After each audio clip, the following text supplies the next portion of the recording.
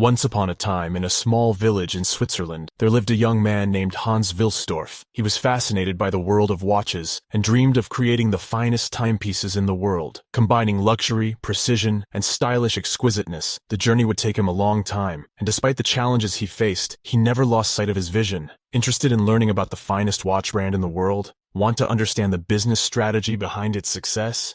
Then you've come to the right place. Born on August 22, 1881, in a small village near the German-Swiss border, Wilsdorf moved to London in 1905. One day, Hans decided to start his own watch company. He wanted to create watches that were not only precise, but also beautiful and timeless.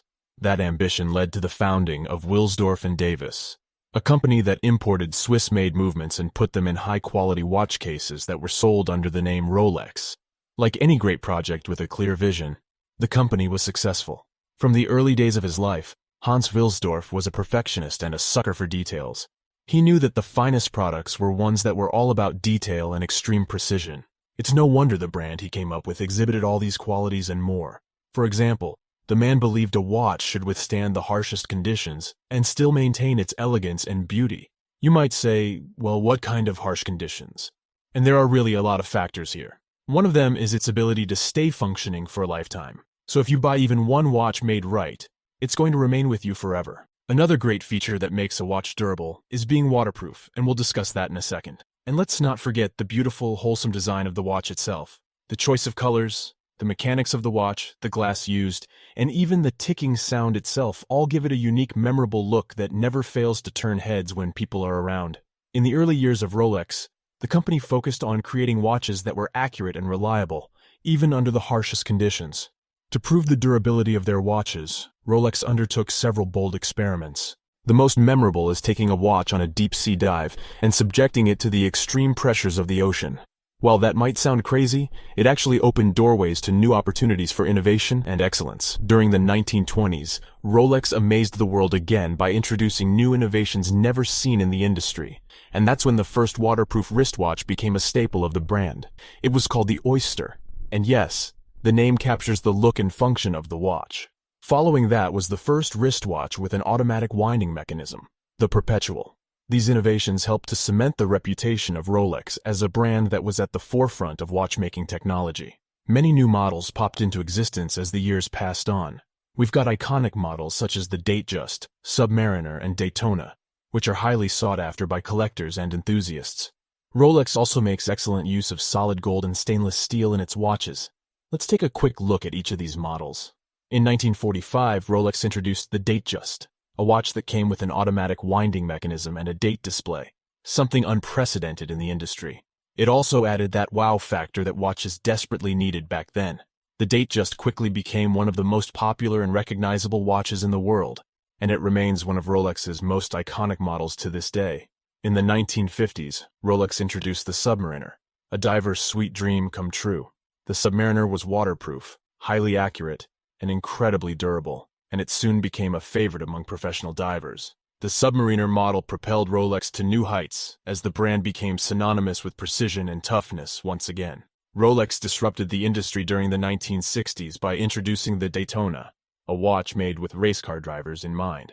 The Daytona was known for its chronograph function, which allowed drivers to measure elapsed time, and it soon became a favorite among racing enthusiasts. Guess what happened to the Daytona next?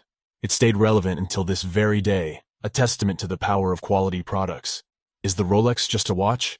That question is easy to answer. The Rolex is a cultural phenomenon, not just a watch.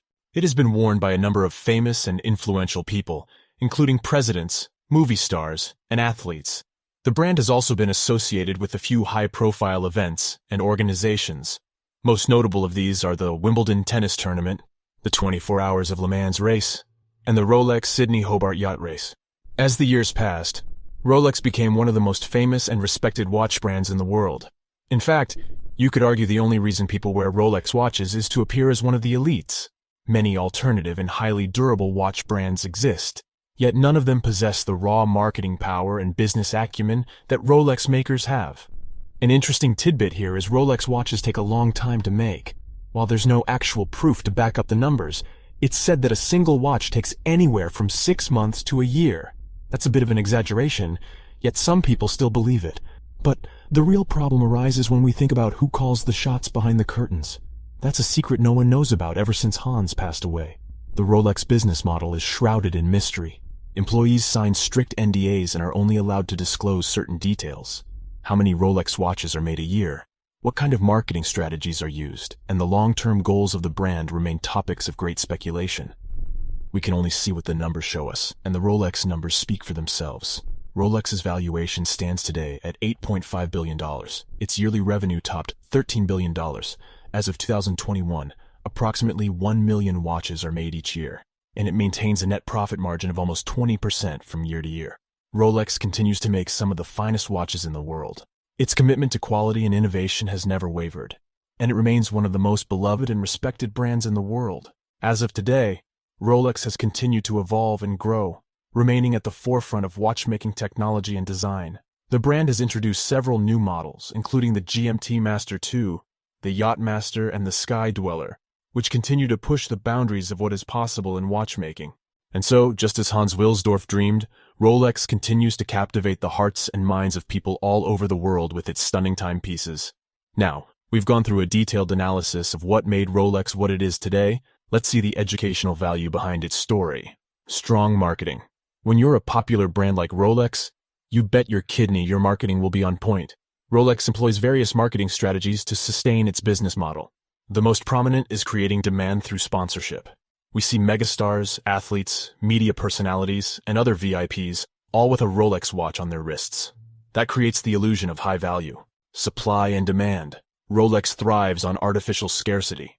By that, we mean only a select number of watches are made every year on purpose to keep the supply low and demand high. That's the main reason why these watches are so damn expensive. Yet people can buy the watch if they save up enough money. It just needs a little bit of time and effort to do it. Time because you need to get onto a waiting list before you're able to buy one.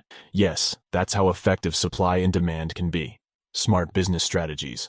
From creating the mystique around how the company operates to giving out only the bare minimum of details to the public. The people behind Rolex understand human psychology really well. The antics they use are useful for making the watch into something larger than life. This is smart business because you're essentially urging people to find out more by making them curious.